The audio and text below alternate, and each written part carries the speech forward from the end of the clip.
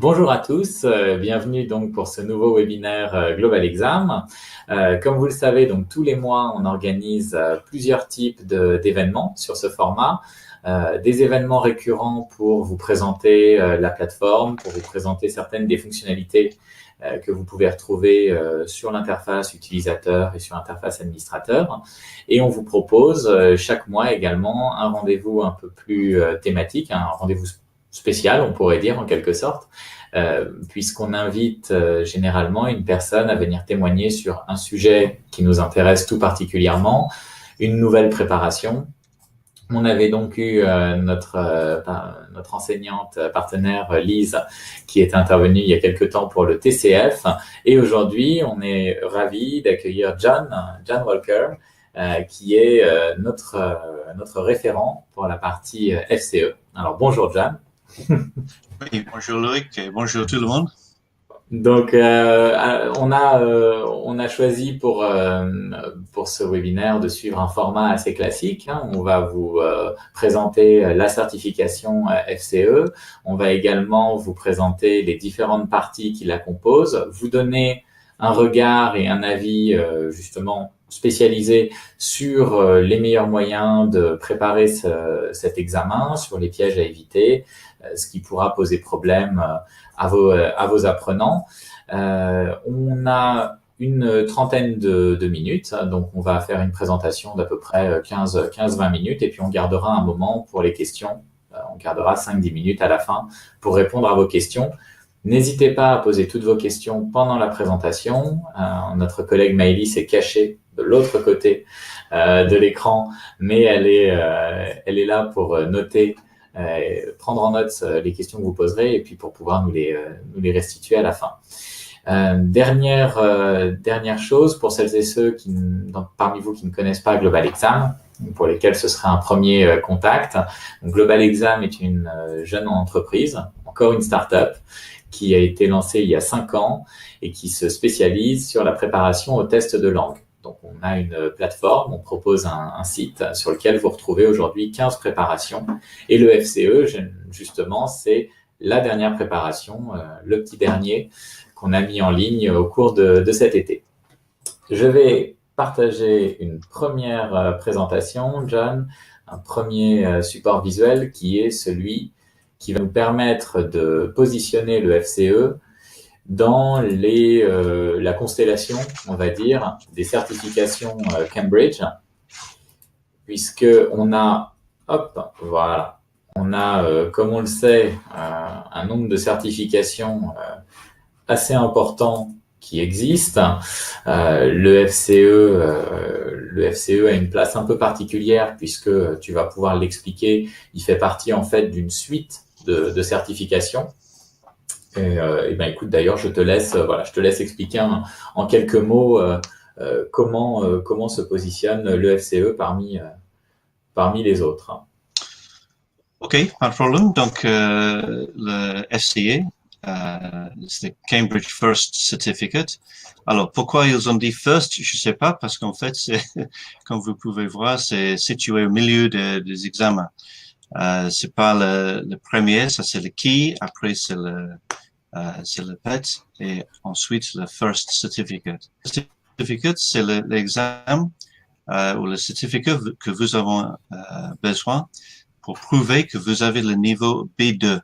Et ça, c'est le niveau sur l'échelle de la Council of Europe, la fameuse CEFR.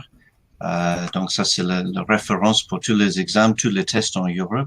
Alors, le niveau B2, c'est important si vous voulez rejoindre une école supérieure en ingénierie, par exemple, université, ou alors pour c'est pas seulement B2 ou rien, parce qu'il y a certains niveaux. Si vous avez le grade A, donc le top pour l'examen FCE, donc ça c'est... Ou est-ce que justement il y a des notes qui te permettent quand même de valider ton niveau B1 en ratant en quelque sorte ton FCE?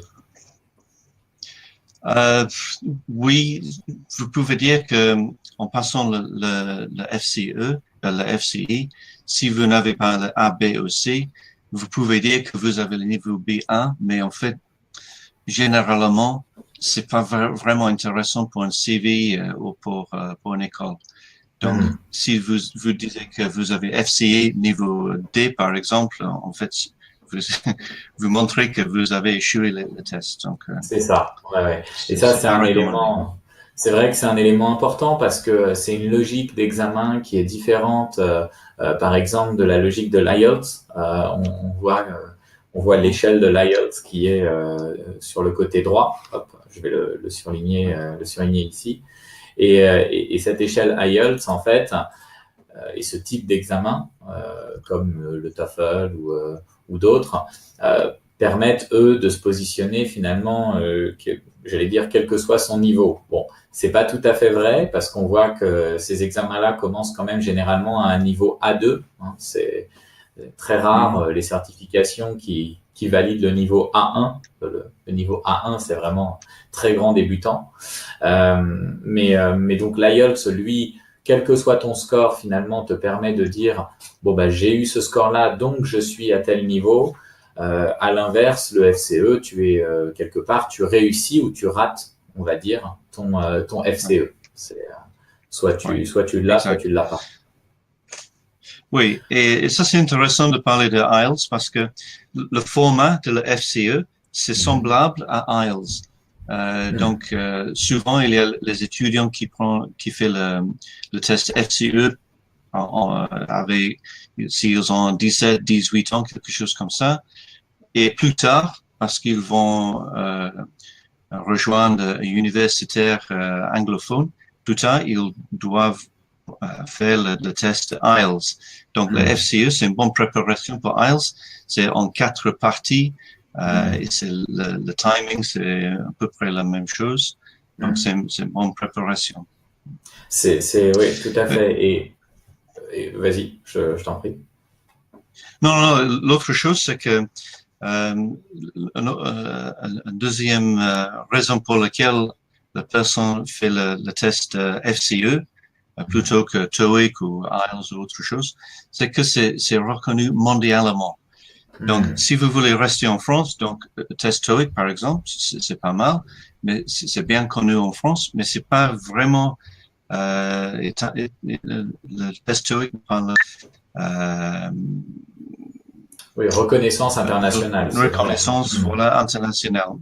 Mais Cambridge, la suite de Cambridge, FCE et Advanced Proficiency, c'est connu partout dans le monde.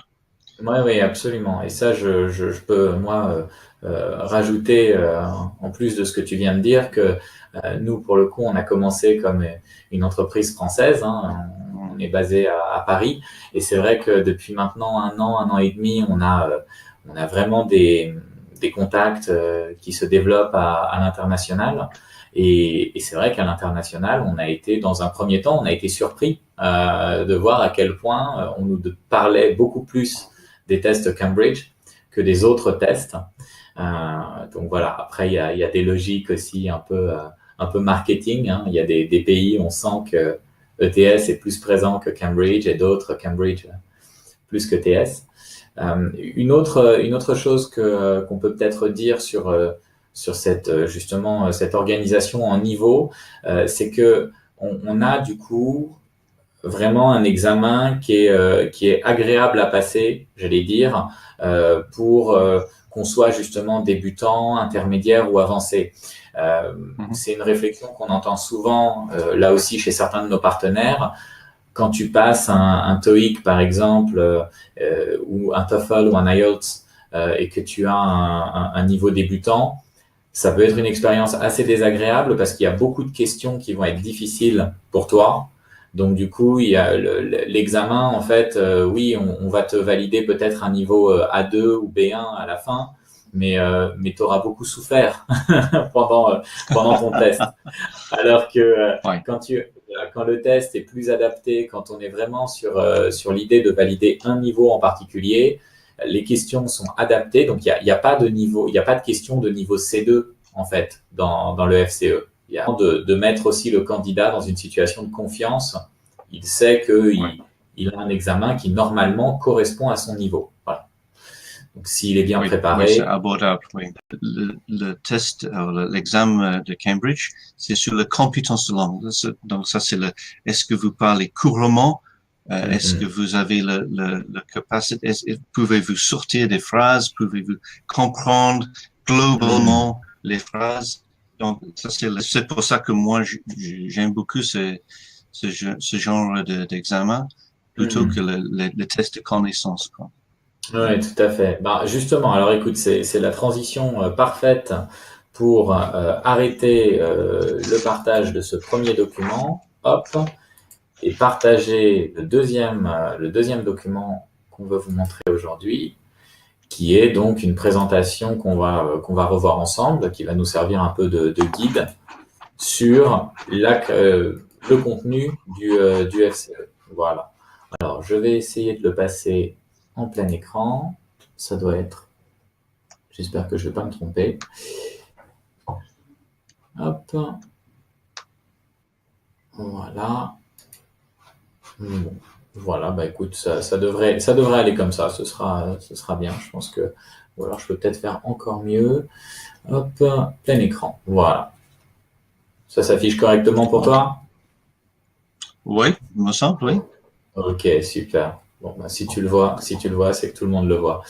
Alors, on va revenir justement. Alors, la présentation de l'examen, on l'a dit, on l'a vu. C'est vrai qu'un test, comme tu l'as dit, avec une grande résonance à l'international, une réputation, Cambridge, hein, bien sûr. On connaît les deux grands acteurs hein, qui aujourd'hui continuent quand même de structurer, on va dire, le marché des certifications en langue. C'est Cambridge d'un côté, ETS Global de l'autre. Il y a d'autres acteurs, hein, on en a parlé d'ailleurs sur d'autres webinaires qu'on a pu organiser, mais le FCE, donc Test Cambridge, grande certification internationale pour le niveau B2. On passe aux différentes sections. Alors peut-être qu'avant d'attaquer complètement dans le détail de chaque section, peut-être que John, tu peux nous parler de l'organisation générale, combien de sections et comment ça se répartit?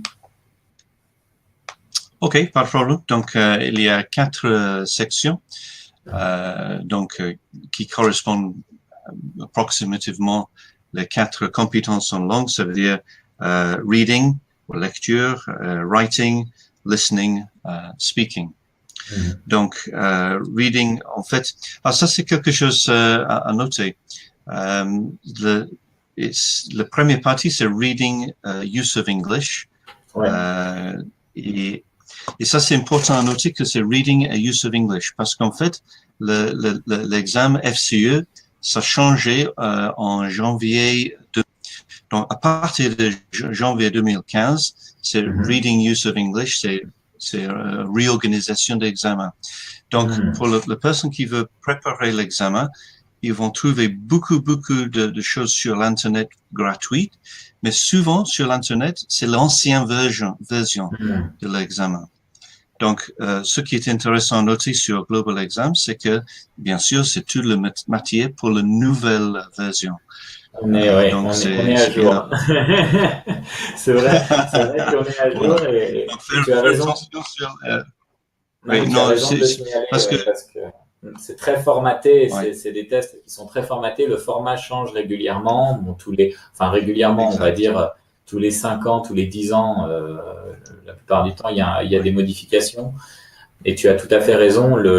En fait, c'est tellement, même si, comme tu l'as dit, le FCE permet de travailler une utilisation de la langue plutôt que simplement des automatismes sur la grammaire, par exemple, ça reste quand même un test avec un format, un certain nombre de questions.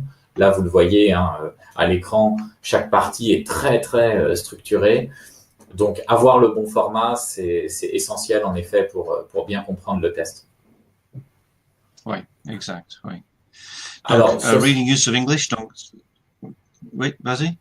Non, j'allais dire, alors sur cette section justement, Reading Use of English, tu peux nous en dire un peu plus. Qu'est-ce que tu verrais, toi, comme étant les principaux challenges, les grandes difficultés et comment on peut facilement les surmonter? OK. English, donc c'est comme sur l'écran, 75 minutes. c'est 40% des marques, des points pour le test. Donc, c'est je dirais, le plus important. C'est un test de vocabulaire, test de grammaire, de compréhension, lecture. Donc, ce qui est intéressant particulièrement, c'est la partie 4. Oui, vous avez trouvé, oui, partie 4, les phrases à trous.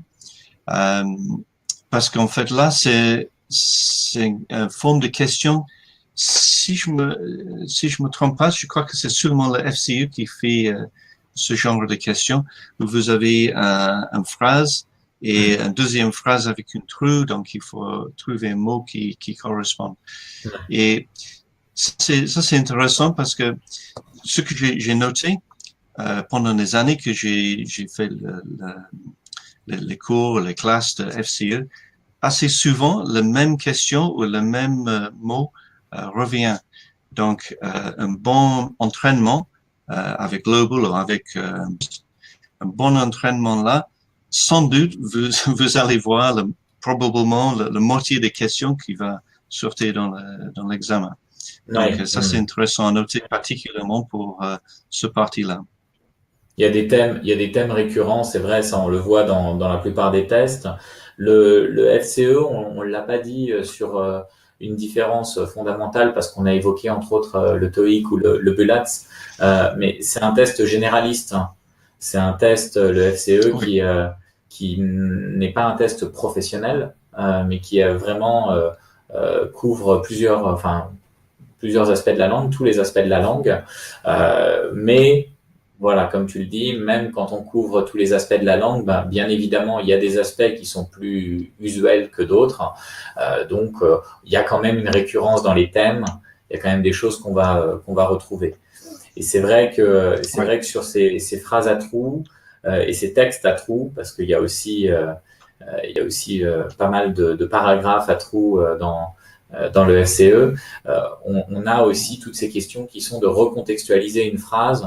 Et ça, c'est vraiment ce que tu disais tout à l'heure, c'est le use of English, en fait. C'est-à-dire que on n'est pas seulement sur trouver le bon verbe pour la bonne phrase, on est sur quelque chose de plus travaillé. Il faut penser au sens de la langue également. Oui, tout à fait. Et la particularité aussi que vous avez un mot en anglais qui semble être un verbe ou un nom ou adjectif ou adverbe, donc il faut juste changer, ajouter un préfixe ou suffixe ou quelque chose. Donc on peut transformer les mots et là c'est si vous avez une connaissance de le verbe sous le mot par exemple et pas le nom, donc c'est pour l'entraînement. Oui, on peut moins facilement se rattacher à juste 2-3 éléments. Il faut vraiment avoir une compréhension globale de ce qui se passe dans le texte et dans la phrase pour retrouver la bonne réponse.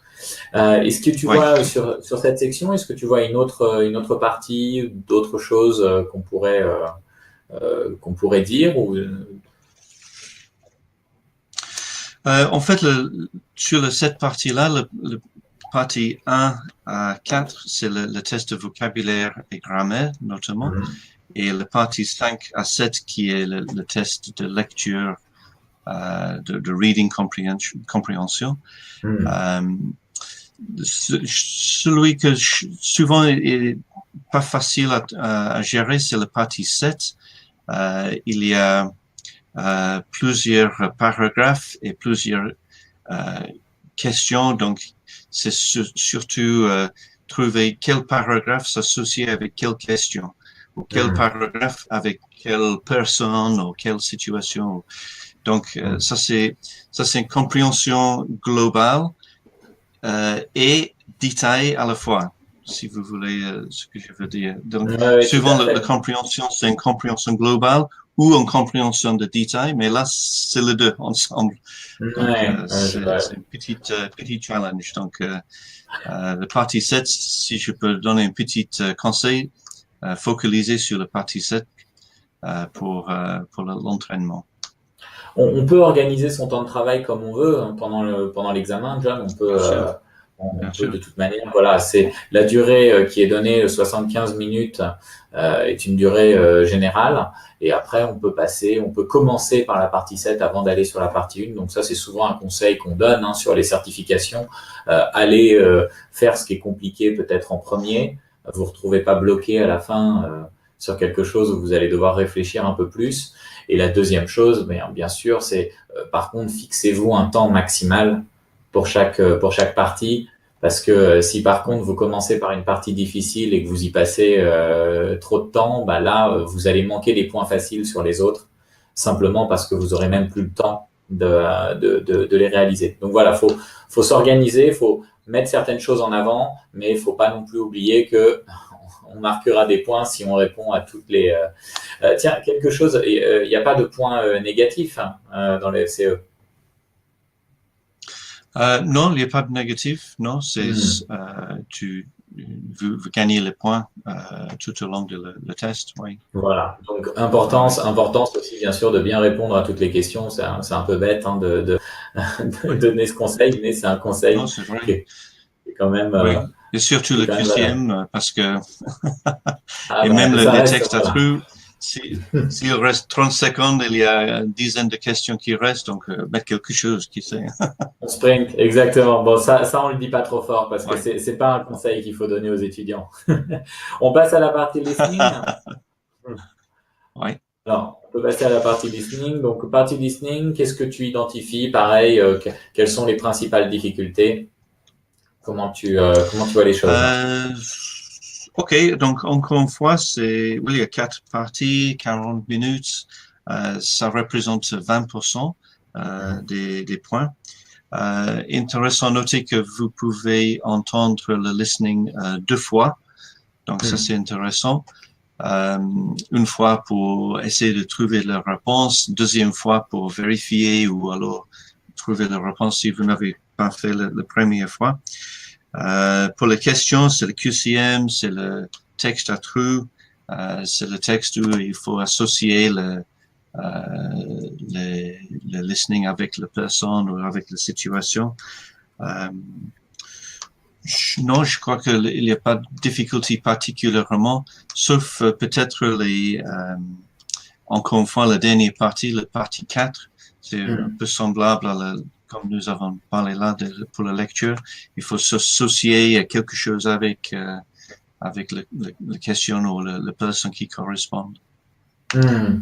Il y a des questions sur l'intention. C'est vrai que c'est un test où, voilà, comme tu le disais, on va au-delà de la grammaire ou du vocabulaire simplement, mais il y a aussi des questions sur Mm. l'intention, le contexte. Ça, c'est important. Juste pour conclure, du coup, sur cette partie listening, c'est vrai que par rapport à d'autres tests, par contre, c'est un vrai confort. On entend deux fois, on entend deux fois les Ouais, enregistrements et ça, c'est appréciable. Donc, vraiment essayer de tirer profit voilà, de cette configuration.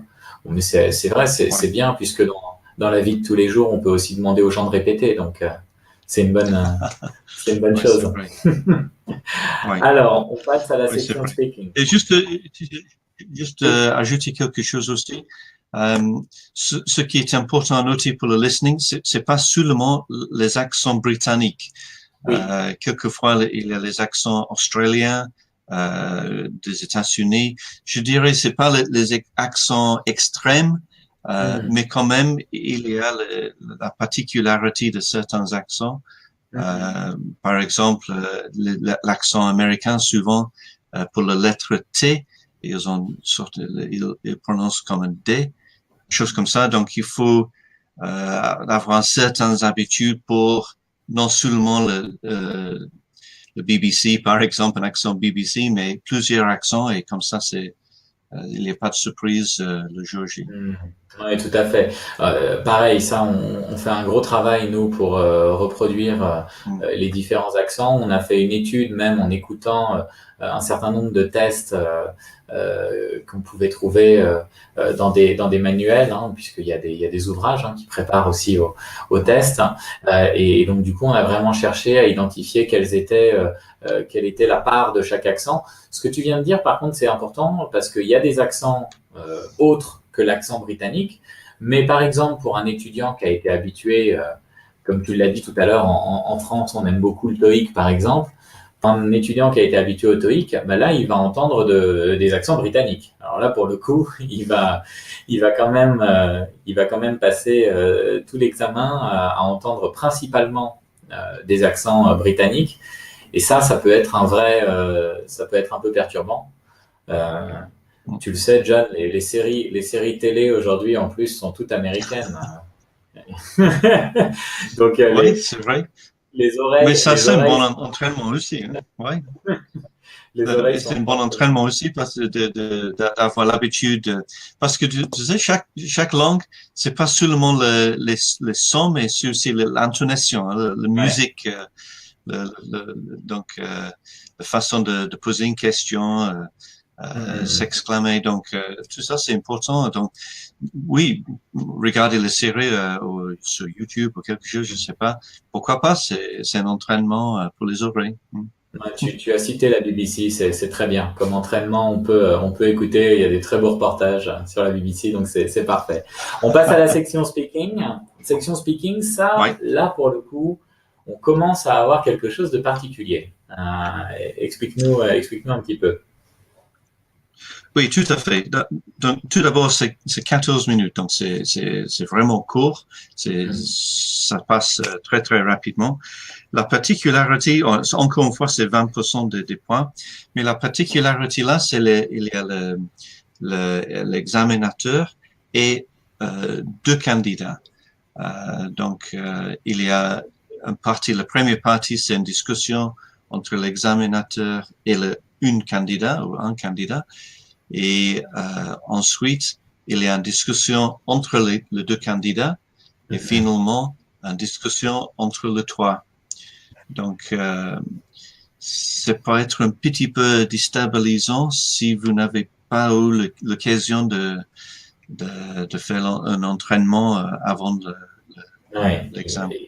Ça c'est vraiment, moi je trouve ça génial personnellement comme mode d'évaluation. C'est quelque chose qu'en en France on a développé aussi dans des certifications type le CLES, à l'université. C'est vraiment de créer un moment, une immersion dans un contexte réel. Donc, on discute pas que face à face, mais on discute aussi avec d'autres personnes. Et c'est vrai que ça peut être assez déstabilisant d'avoir un candidat à côté de soi qui a pas forcément non plus le même niveau, qui parle peut-être avec un C'est vrai? accent un peu bizarre. Donc s'habituer à ça. Alors nous sur Global Exam, du coup, on propose des enregistrements où en fait on fait intervenir un examinateur et une voix, qui serait la voix donc d'un autre candidat. Donc on reproduit comme ça sur la plateforme deux voix différentes, une qui pose des questions et l'autre qui va participer à la réponse avec soi. Mais l'entraînement, bon bah là l'entraînement qu'on peut conseiller, c'est vraiment de, si possible, trouver une personne en conditions réelles, un ami, même un ami qui parle pas très très bien, mais en tout cas, essayer de se mettre dans une situation où on vit comme ça un échange à trois, parce que le jour du passage, ça peut être un peu déstabilisant. Oui, oui, oui. Donc, si je peux donner quelques conseils aussi, Mhm. une chose qui est intéressante, c'est que YouTube, il existe certaines vidéos de cette partie où il y a un Mhm. examinateur et deux candidats. Donc, on voit la situation, nous pouvons voir comment gérer la situation. Mhm. Donc, si vous voulez, si le candidat ou la personne veut voir ça, essayez de trouver le vidéo sur YouTube qui sortait de Cambridge, Cambridge Mhm. University. Il y a un petit logo sur l'écran. Et donc, ça, moi, j'ai utilisé ça en classe et ça, ça met le candidat à l'aise parce que on peut Mhm. voir la situation réelle, entre guillemets, et c'est pas si difficile que ça. Et on peut voir comment gérer la personne si, Ouais. comme tu as dit, s'il y a différents de niveaux et choses comme ça. Et la deuxième chose que je conseille, c'est Mhm. que le meilleur entraînement pour le speaking, c'est de parler, comme tu as dit, avec quelqu'un. Mais quoi faire si vous êtes toute seule, si vous avez personne à s'entraîner avec? Alors, tout simplement, il faut parler, il faut lire à haute voix.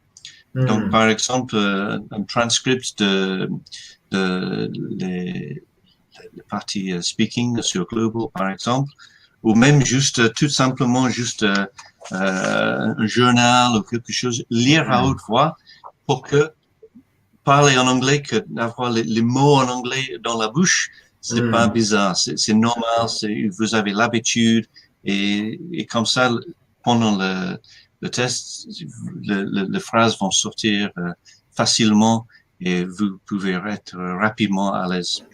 Oui, tout à fait. Oui, c'est ça. C'est s'habituer, comme tu dis, à s'entendre, parce que c'est vrai que les premières fois où on parle à quelqu'un, la première chose qui nous choque, c'est d'entendre le propre son de notre voix dans la langue. Ouais. Et puis moi je dirais qu'il y a quelque chose que tu as dit, c'est pas si difficile quand tu disais quand on regarde les exemples fournis par Cambridge, c'est qu'aussi l'examinateur il est là pour faire parler. Finalement tout ça, l'objectif c'est de poser des questions, c'est de relancer, c'est d'arriver à faire parler le candidat. Donc c'est de voilà, c'est pas trop s'inquiéter, j'allais dire, des fautes qu'on pourrait faire. On fera forcément une ou deux fautes d'accord ou de conjugaison peut-être, mais au moins de continuer à s'exprimer, de parler, parce que 14 minutes, ça passe très vite, ce que tu disais. Oui. Et finalement, on peut passer beaucoup de temps à être silencieux sur un exercice speaking, si on n'ose pas dire les choses. Je me rends pas compte du temps. Si je peux juste ajouter une dernière petite chose, je sais que il faut passer, mais juste une remarque que mes étudiants ont fait souvent après le test. Ils ont dit que l'examinateur, ils sont froids. Ils n'ont pas une chaleur. Donc, la raison pour laquelle, c'est que l'examinateur, il a certaines choses, il a certaines questions, ils doivent lire exactement ce qui est sur la page pour que chaque test est la même chose. Donc, c'est pour ça que c'est un petit peu artificiel, c'est pas convivial en tant que discussion. Donc, c'est pour ça. C'est normal si le candidat trouve que c'est un peu froid. En fait, l'examinateur, il n'a pas le choix. Il ne peut pas ajouter quelque chose. Il ne peut pas aller trop loin avec les questions parce que ils doivent rester avec les questions sur ces consignes.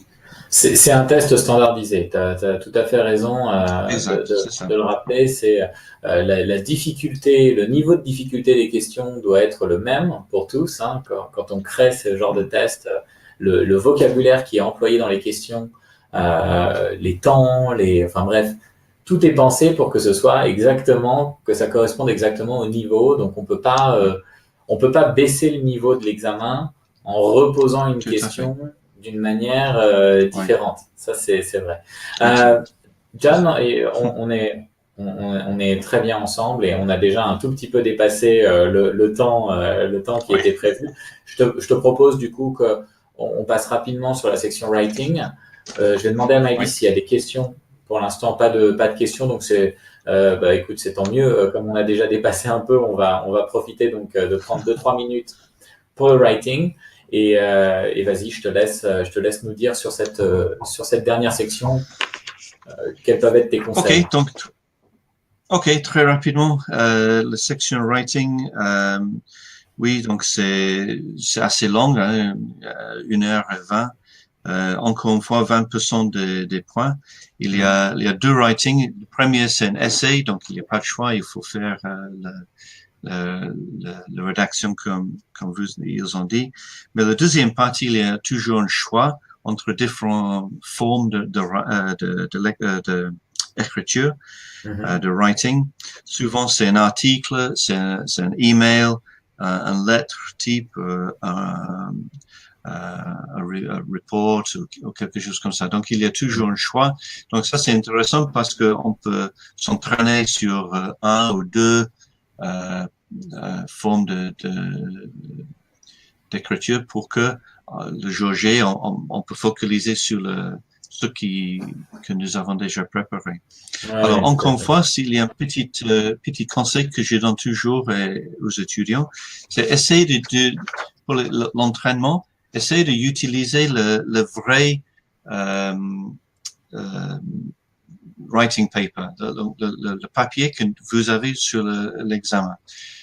En fait, vous pouvez le trouver sur l'internet ou même le site de Cambridge elle-même, parce que comme ça, pour l'entraînement, vous allez avoir l'habitude à écrire sur le forme que vous allez faire pour l'examen. Donc, j'en ai une, je sais pas si vous pouvez voir, mais c'est la ligne, c'est pas le carré, par exemple, comme ici en France. Et donc, s'entraîner avec le vrai papier ou quelque chose assez semblable, le jauger, encore une fois, vous êtes plus à l'aise.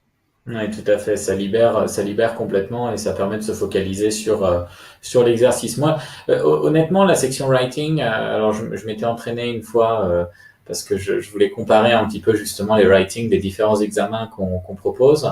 Je la trouve, je la trouve longue. Enfin, je pense qu'on a vraiment le temps de faire quelque chose de qualité. Par rapport à d'autres sections writing dans d'autres examens qui passent plus vite, où il y a plus de questions. Là, on est sur quelque chose où, voilà, 40 minutes pour rédiger. Alors, 140 et 190 mots, bon, c'est une vingtaine de lignes. Hein. Après, ça dépend. Ça dépend de la taille de l'écriture, mais on va dire c'est maximum une vingtaine de lignes normalement. Et donc, moi, un conseil que je donnerais, c'est vraiment de prendre le temps avant de se lancer dans l'écriture, de faire un mini plan, voilà, de savoir ce qu'on va écrire, de prendre le temps de bien mettre ses idées et d'organiser ses idées. Et après, on peut se focaliser comme ça sur l'écriture, la correction de la langue et être sûr que ce qu'on a dit est bien organisé. Donc voilà. Oui, tout à fait.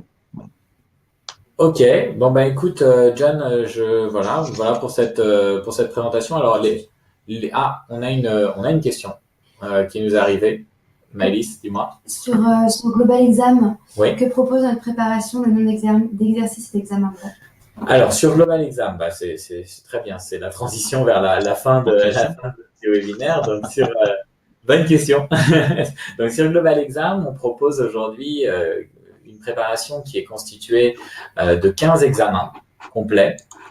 Ces 15 examens, ils sont répartis dans un mode qu'on appelle le mode entraînement, qui permet de travailler sur chaque exercice indépendamment, et un mode examen qui permet de passer l'examen en conditions réelles, donc comme l'examen officiel. Donc on a sur ces 15 tests, les 15 préparations qu'on a créées, on en a mis 12 dans la partie entraînement et on en a mis 3 dans la partie examen blanc. Vous pouvez refaire autant de fois que vous le souhaitez les exercices, les entraînements, etc. Et très important, dans la partie examen, vous êtes en conditions réelles, donc ça veut dire que vous devez attendre la fin du test pour avoir la correction et vous n'avez aucun élément pendant le test, bien sûr, aucune aide. Par contre, dans l'entraînement est beaucoup plus interactif. Là, vous avez accès, quand il y a des parties audio, vous avez accès au transcript. Quand il y a, pour toutes les réponses, vous avez accès à la réponse pendant l'entraînement. Donc ça, c'est quelque chose, entre autres, pour les enseignants qui utilisent nos préparations en classe ou les formateurs pendant les formations. Ils peuvent comme ça faire apparaître les réponses et travailler de manière, oui, c'est ça, beaucoup plus interactive avec leurs étudiants. Donc sur les conseils qu'on donne généralement, là on vous a donné des conseils précis sur chaque partie. On a des fiches qui également sont disponibles sur la plateforme dans notre blog. Les conseils ensuite que nous on peut vous donner, les conseils généraux, c'est justement de vous familiariser avec le format du test. On en a parlé tout à l'heure, John, mais le format il change de temps en temps, donc voilà, bien être au courant de chaque partie, comment fonctionne chaque partie, évaluer son niveau, organiser un plan de travail régulier. Ça, l'apprentissage des langues, c'est pareil. pour les tests que pour le reste, il faut travailler régulièrement, il faut se familiariser. Et puis ensuite, régulièrement, faire des examens blancs pour savoir où on en est et être prêt le jour J. Voilà, on en a parlé un petit peu, du coup, je vais pas m'étendre trop longtemps dessus, mais sur Global Exam, on vous l'a dit, donc le training mode, l'exam mode, la partie fiches, donc des petites fiches pour les consignes, la grammaire, le vocabulaire utile, un mode planning qui vous permet de choisir un rythme de travail, un suivi des statistiques, des corrections et puis une plateforme qui est accessible sur portable, tablette, etc. Et également, donc voilà, vous pouvez faire du FCE dans le métro le matin pour ceux qui prennent le métro ou le bus sans problème. Je pense qu'on a à peu près tout vu. Donc, John, je ne sais pas si tu as une dernière remarque, un dernier commentaire que tu voulais faire. Oui, juste une remarque que je fais assez souvent avec mes étudiants. Donc, je fais en anglais et après en français. There are 3 things you can do to get ready, and that is to prepare, practice, and practice. Ça veut dire il faut s'entraîner. Donc, Ouais. il n'y a pas de secret, il faut vraiment faire l'entraînement global. Donc, il y a beaucoup de choses à faire. Je crois que ça va devenir notre nouveau slogan. On va changer un jour la tagline de Global Exam. Aujourd'hui, c'est Global Exam, Become a Global Player. Ça pourrait être Global Exam, Practice Makes Perfect. Ou quelque chose comme ça. Practice. C'est bon. Practice. Oui, mais c'est vrai. C'est vrai que l'entraînement est la clé de la réussite. Il faut répéter. C'est vrai pour les langues et c'est vrai pour les tests de langue. Et je vois qu'on a une autre question et une remarque. Alors, je vais répondre à la question et ensuite à la remarque. Sur la correction des examens blancs, alors comme on ne fait pas la correction pour les parties production écrite, donc speaking et writing, on ne corrige pas aujourd'hui nous-mêmes les productions des apprenants. Ce qu'on fait, c'est qu'on fournit d'abord la possibilité de réécouter ce qu'on a enregistré ou de relire ce qu'on a écrit. Et à chaque fois, on propose une correction type. Donc à chaque fois, on propose un enregistrement et des conseils pour donner la bonne réponse, pour arriver à une bonne réponse. Et pour la production écrite, on propose un écrit standard, enfin un exemple de bonne réponse, voilà, je cherchais le mot, qui pareil permet de se positionner. Donc on peut comparer comme ça sur l'écran, on a ce qu'on a écrit et on voit ce qu'on aurait pu écrire. Bon, après les réponses, il y en a plusieurs qui peuvent être recevables, hein. Nous on donne un exemple de bonne réponse. L'étudiant peut aussi avoir d'autres idées, bien sûr. Et sur la remarque concernant les diapos. Luc, est-ce que je peux ajouter quelque chose là? Oui, pour l'écriture, oui. pour writing, c'est vrai, s'il n'y a pas de corrige, s'il n'y a pas de correction, un étudiant peut dire ça vaut pas la peine parce qu'il y a personne pour me corriger. Mais en fait, l'action d'écrire quelque chose, de voir la question, réfléchir et écrire, ça c'est un entraînement, c'est un entraînement elle-même. Il faut le faire complète, qui prépare pour le jour, les Olympiques ou quelque chose. S'il dit le matin, ok, je cours pas aujourd'hui parce que mon coach il n'est pas là, il n'y a personne pour me corriger. Donc c'est pas logique. Ils doivent faire la préparation, ils doivent courir chaque jour parce que c'est comme ça il va gagner. Donc le practice, même s'il n'y a pas de courage après, c'est toujours un entraînement. Il faut le faire. Oui, absolument. Bah, écoute, je suis d'accord, bien sûr, je suis d'accord avec toi. Et c'est ça, hein, c'est que les étudiants, justement, cherchent souvent des moyens de s'entraîner au speaking et writing, pardon, et disent oui, mais justement, on n'a pas un examinateur pour nous corriger. voilà, ça doit pas être une excuse, enfin en tout cas ça doit pas être un problème, et on peut tout à fait s'entraîner correctement en auto-entraînement, auto-évaluation. Et puis après, on peut demander à son enseignant, si on a un professeur qui est disponible, de relire une production un jour qu'on a faite. Ça permet aussi d'avoir un autre avis. Oui, alors il y avait une dernière chose, c'était sur les diapositives, les présentations qu'on a utilisées qui peut-être se sont affichées de manière un peu floue de votre côté. Vous inquiétez pas, on vous envoie les supports avec l'email que vous allez recevoir suite à ce webinaire.